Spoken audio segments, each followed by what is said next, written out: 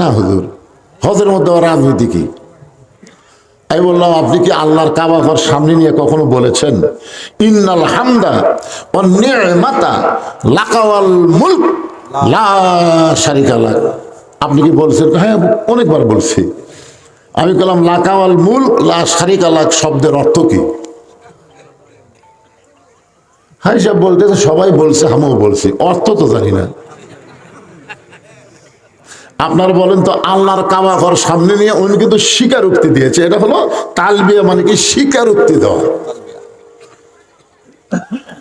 লাকাওয়াল মুলক লা শারিকা লাকের অর্থ হলো রাজতত্ত্বের ভিতরে, রাজনীতির ভিতরে, রাজত্বের ভিতরে, রাজনীতির ভিতরে আল্লাহ ছাড়া আমি অন্য কাউকে স্বীকার করি না।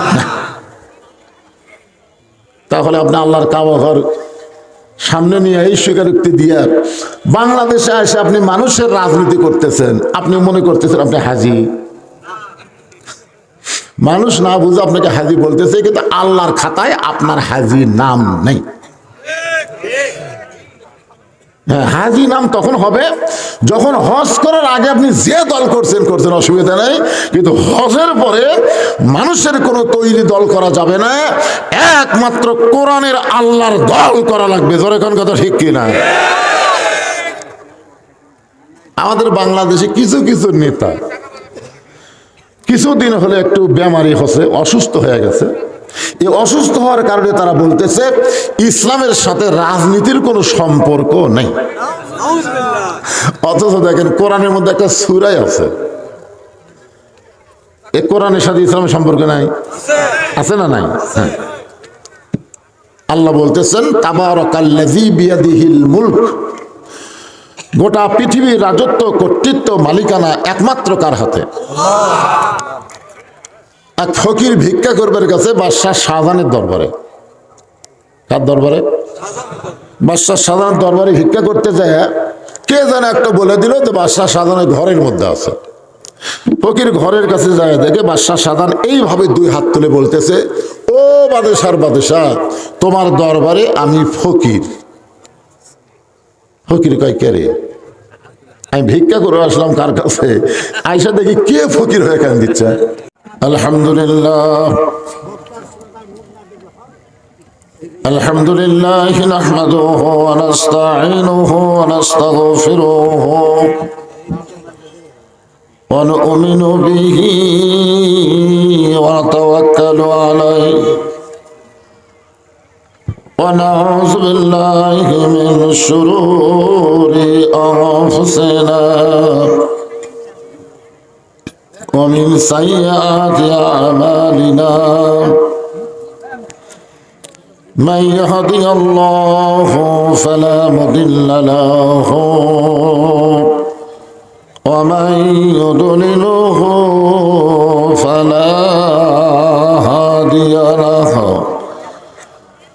সকলে জবান খুলে বলেন আশহাদু আল্লা ইলাহা ইল্লাল্লাহু ওয়াহদাহু লা শারীকা লাহু ওয়া আশহাদু আন্না মুহাম্মাদান আবদুহু ওয়া রাসূলুহু আল্লাযী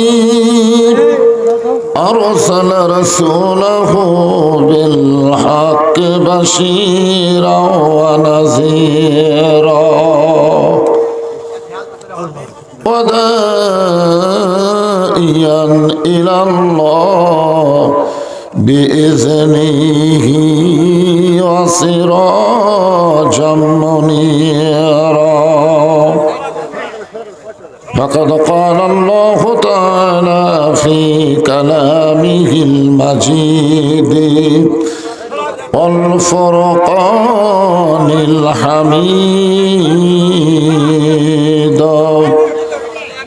জবান খুলে সকলে পড়েন আউযু বিল্লাহি মিনাশ শাইতানির রাজিম বিসমিল্লাহির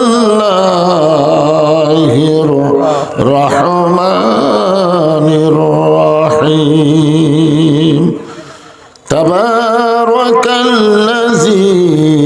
বিয়াদিহিল মুলক ওয়া হুয়া আলা কুল্লি শাইইন কাদির আল্লাযী খালাকাল মাউতা ওয়াল হায়াতা লিয়াবলুয়াকুম আইয়ুকুম আহসানু আমালান ওয়া হুয়াল আজিজুল গফুর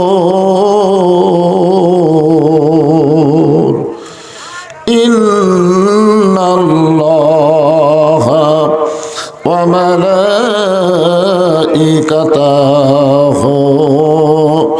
ইসাল্লুনা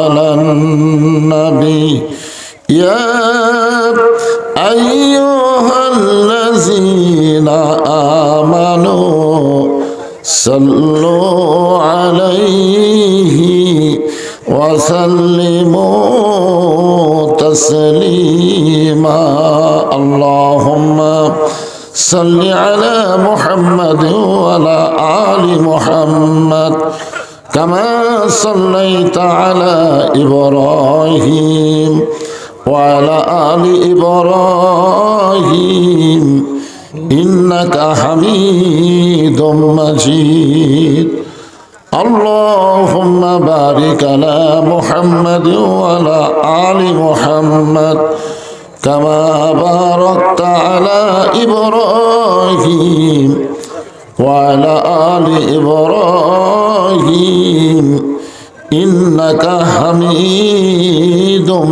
মাজিদ মশরিকে হুব্বে মুহাম্মদ সকলে বলি সাল্লাল্লাহু আলাইহি मतलाए दीवानी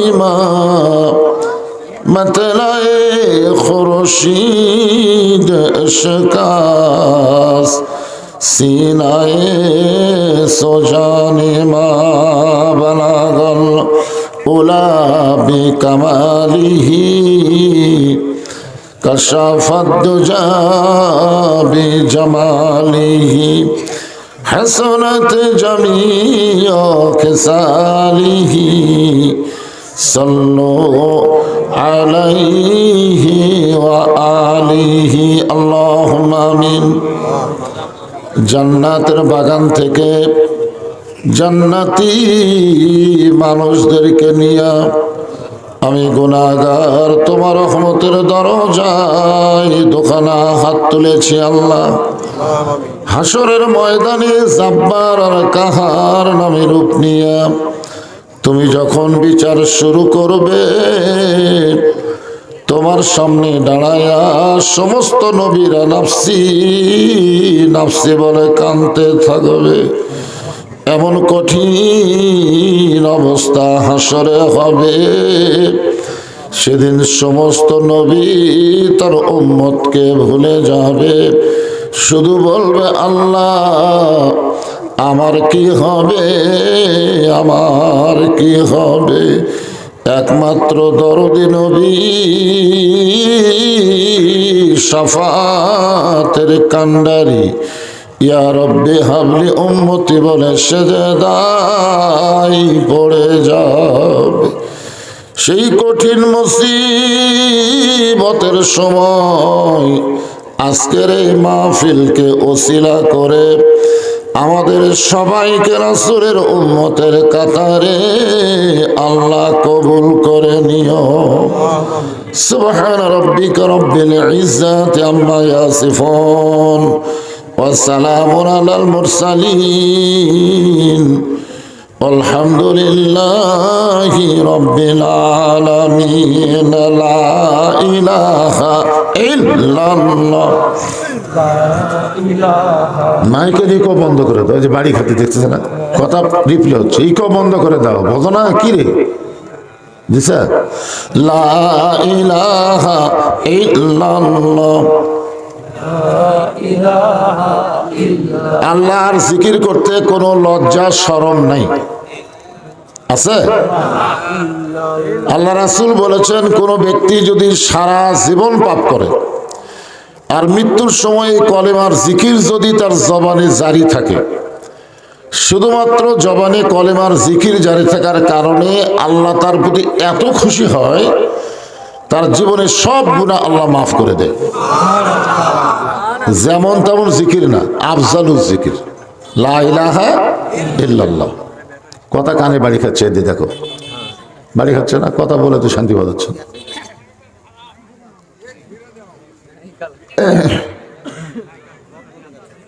একটু মহব্বতে সবাই এটা বন্ধ করে দাও, এই বাড়ি খাওয়া। লা ইলাহা ইল্লাল্লাহ, লা ইলাহা, সবাই জবান খুলে লা ইলাহা ইল্লাল্লাহ, লা ইলাহা ইল্লাল্লাহ।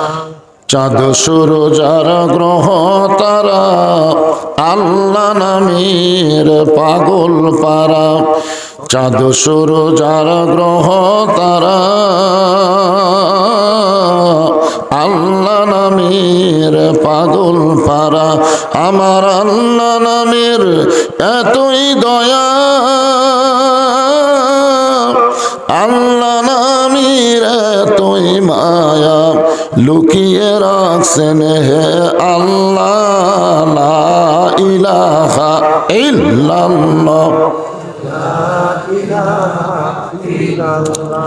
সবাই আল্লাহর জিকির লা ইলাহা ইল্লাল্লাহ,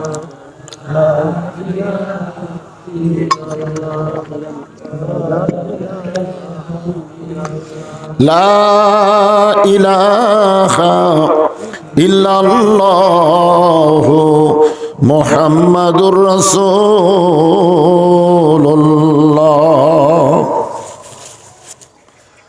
সকলেই বলি সাল্লাল্লাহু আলাইহি ওয়াসাল্লাম। দেওড়া নগরবাড়ি নুরানি হাফিজি মাদ্রাসা এবং লিল্লা বোর্ডিং কমিটি কর্তৃক আয়োজিত আজকের এই তাফসিরুল কোরআন মাহফিলে আল্লাহ তাআলা যিনাকে সম্মানিত সভাপতির আসনে কবুল করেছেন, জনাব মোহাম্মদ আব্বাস আলী, বিশিষ্ট ব্যবসায়ী, সমাজসেবক, ঢাকা। আজকের এই মাহফিলের সম্মানিত সহসভাপতি জনাব মাওলানা আব্দুল বারী, জনাব মোহাম্মদ আব্দুল বারী তুষার, দুই বাড়ি না, বাড়ি তো দুটো দিতে, এবং জনাব আলহাজ মোহাম্মদ কুতুবউদ্দিন। সম্মানিত তিনজন সহসভাপতিকে অন্তরের অন্তঃস্থল থেকে আমি শুভেচ্ছা জ্ঞাপন করছি। আজকের এই মাহফিলের সম্মানিত প্রধান অতিথি জনাব নুরুজ্জামান বুলু, সম্মানিত অতিথিবৃন্দ, বিশেষ অতিথিবৃন্দ, সকলকেই অন্তরের অন্তঃস্থল থেকে আমি শুভেচ্ছা জ্ঞাপন করছি। আজকের এই মাহফিলে সম্মানিত ওলামায়ে কেরাম, আপনাদের মাঝে মাঝে যে সমস্ত আলেম ওলামা বসে আছেন, মঞ্চে আছেন, মাগরিবের নামাজের পর থেকে এত রাত পর্যন্ত কোরআন হাদিসের আলোকে অত্যন্ত গুরুত্বপূর্ণ আলোচনা করে আপনাদেরকে শোনালেন, আলেম ওলামা সহ আজকের এই মাহফিলের বক্তাগণকে অন্তরের অন্তঃস্থল থেকে আমি শুভেচ্ছা জ্ঞাপন করছি। আজকের এই মাহফিলে আমার সামনে বসা আল্লাহর বান্দারা, আমি কিন্তু বলেছি আল্লাহর বান্দা। আপনারা কার বান্দা? সবচাইতে বড় ডিগ্রি হচ্ছে বান্দা। আল্লাহ কোরআনে একেবারে ডাইরেক্ট বলেছেন, ফাদখুলি ফি ইবাদি ওয়াদখুলি জান্নাতি। যে আমার বান্দা হয়ে গেল ও তখনই জান্নাতে প্রবেশ করলো। ছাত্র ইমাম গাজ্জালীকে প্রশ্ন করলেন, হুজুর, বান্দা হওয়ার সাথে সাথে যদি জান্নাতে যায় তাহলে মৃত্যু আর কবরের খবর কি? মৃত্যু আর কবর আমাদের সামনে দুইটা জিনিস আছে না নাই? এখন আছে। হ্যাঁ, ইমাম গাজ্জালী বললেন, আমি দীর্ঘদিন সাধনা করে আল্লাহ পাক আমাকে জানাইছেন প্রত্যেকটা বান্দা মৃত্যু নামক যানবাহনের পিঠে চড়ে কবর নামক জান্নাতের দরজা দিয়া তাদের আসল ঠিকানায় পৌঁছে যাবে। এই কথা শোনার পরে তাদের মুখ দিয়ে সুবহানাল্লাহ বাড়ায় না, আসলে কপাল পোড়া। আমি যে কথা বললাম মাইকের সাউন্ড কি বুঝতে পারছেন? অসুবিধা হচ্ছে না তো? তাহলে কি বললাম? প্রত্যেকটা বান্দা বান্দি মৃত্যু নামক যানবাহনের পিঠে চড়ে কবর নামক জান্নাতের দরজা দিয়া তাদের আসল ঠিকানায় জান্নাতে পৌঁছে যাবে। আমাদের আসল ঠিকানা কোথায়? এ কথাও জোরে বলতে কি শরম লাগে? আমাদের আসল ঠিকানা কোথায়? আরো জোরে জোরসে বলুন। দুনিয়ার ঠিকানা এটা কিন্তু ঠিকানা নয়, এটা হলো বসত বাড়ি। এটা কি বাড়ি? বহু বছর আগে, এখন আর এগুলো গান হয় না, আব্দুল আলিম গাইছিল। এপারে তোর বসত বাড়ি, ওই পারে তোর বাসা, ভব দরিয়ায় পাড়ি দিতে কেমনে করলি আশা, লাভ করিতে আইসারে ভবে হইলারে বেদিশা, রতন কাঞ্চন বদল দিয়া কিনলি তামাশিসা, এপারে তোর বসত বাড়ি, ওই পারে তোর বাসা। দুনিয়ার বাড়িতে আমরা কিছুদিন বসত করতে পারবো, কিন্তু থাকতে পারবো? আমাদের বাসা হলো জান্নাত, আমরা সবাই জান্নাতে যাব ইনশাআল্লাহ। আপনাদের মনে হয় বিশ্বাস করতে কষ্ট হচ্ছে। আপনারা খেয়াল করে দেখেন তো, আমরা এই দুনিয়াতে আসার আগে যে জগতে ছিলাম ওই জগতের নাম হলো রুহের জগৎ।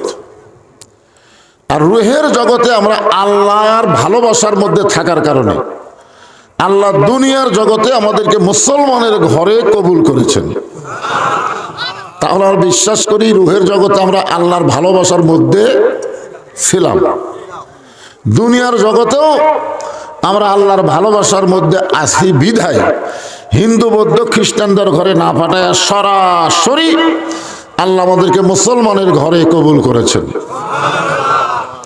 তাহলে কি বোঝা গেল? দুই জগতে আমরা ভালো, রুহের জগতেও দুনিয়ার জগতেও। আর একটা জগৎ আছে সামনে, এই জগতে আমরা কি হব? খারাপ?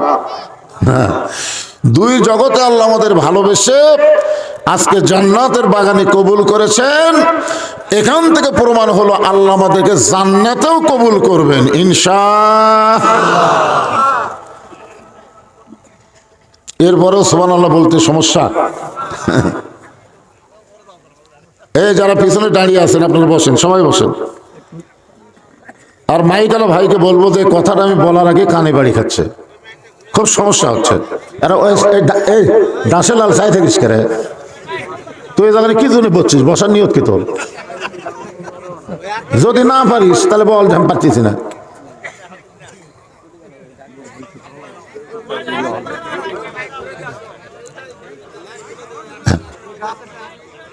কথা বলার আগে আমার কানত বাড়িয়া, তাহলে কথাটা বলবো কি করে? আপনারা যারা আসতেছেন পরে আপনারা সবাই বসবেন, আর যারা বসে আছেন আমি আপনাদেরকে অনুরোধ করব আপনারা একটু জমে জমে বসেন। আজকে কিন্তু হঠাৎ একটু ঠান্ডা বাড়ছে, বাতাস হচ্ছে, ঠান্ডাও বাড়ছে। যত চাপবেন তত মজাও পাবেন। এক ভাই শরীরের উষুম হবেন, সমস্যা আছে? আমরা প্রত্যেক মুসলমান কি ভাই ভাই, আমাদের মধ্যে কোনো ফাঁক ফোকর নাই। এই জন্যই জমিয়ে জমে বসেন। তাহলে আমি কি বলতেছিলাম একটু মনোযোগ দিয়ে শোনেন।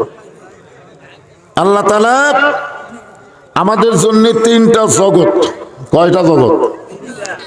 একটা অতীত হয়ে গেছে, রুহের জগৎ। ছিলাম মনে আছে, ছিলাম বিশ্বাস আছে, কিন্তু মনে নাই। মনে আছে, মনে নাই। দুনিয়ার জগতে আমরা বর্তমানে আছি। বর্তমানে আমরা কোথায় আছি? আর একটা জগতে আমরা যাচ্ছি। প্রত্যেক ধাপে ধাপে, নিঃশ্বাসে প্রশ্বাসে আমাদের হায়াতকে অতিক্রম করে আমরা ওই জগতের দিকে রওনা দিয়েছি। জোরে কোন ঠিক কিনা?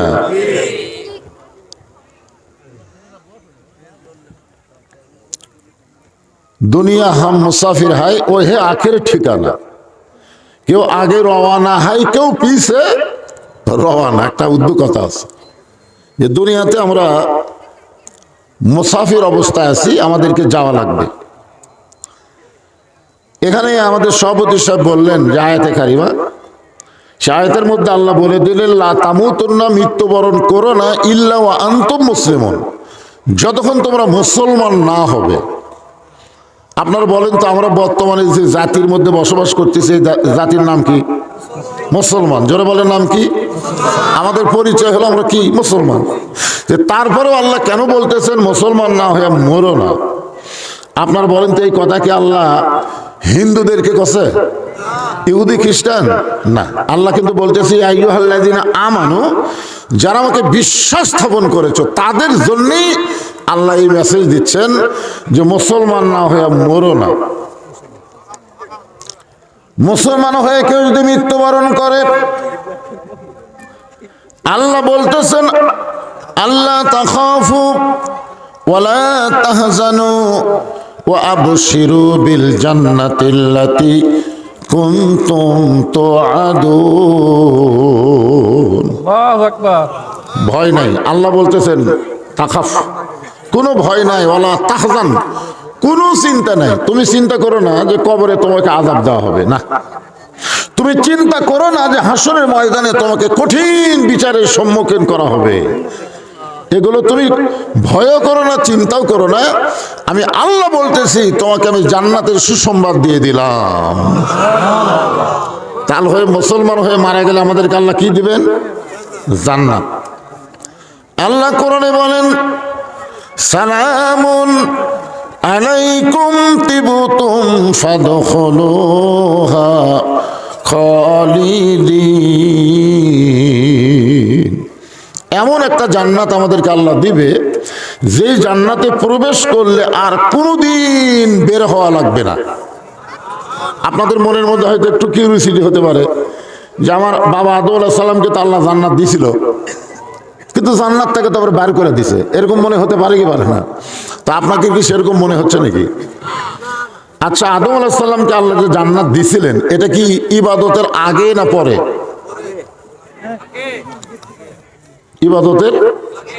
ইবাদতের আগে জান্নাত দিছে বলি তো গ্যারান্টি নাই। আর আমাদেরকে আল্লাহ যে জান্নাত দিবে, এটা কি ইবাদতের আগে দিবে না পরে দিবে? ফাদখুলি ফি ইবাদি ওয়াদখুলি জান্নাতি, মানে আগে বান্দা হও, তারপরে জান্নাতে যাও। আদম আলাইহিস সালাম কিন্তু বান্দা হয়নি। আল্লাহ তাকে জান্নাতে রেখে ঘোষণা করলেন ওয়ালা তাকরাবা হাযিস শাজারা ফাতাকুনা মিনাজ জালিমিন। ওটাই ইবাদত। সব গাছের ফল খাও, ওই গাছে যাইও না। এটাই আল্লাহর হুকুম। হুকুম মানেই তো ইবাদত। আমরা আল্লাহর শুকরিয়া আদায় করি যে দুই জগতে আল্লাহ আমাদের পক্ষে ছিলেন। আর একটা জগৎ সামনে আছে, সেটা তো আল্লাহ আমাদেরই থাকবেন ইনশাআল্লাহ। এজন্য শুকরগুজার করব কার? জবান খুলে বলেন কার? আলহামদুলিল্লাহ। আমরা আল্লাহর প্রশংসা করবো এই কারণে বেশি বেশি। আছেন আমার মুক্তার, আছেন আমার ব্যারিস্টার, শেষ বিচারের হাইকোর্টেতে তিনি আমায় করবেন পার।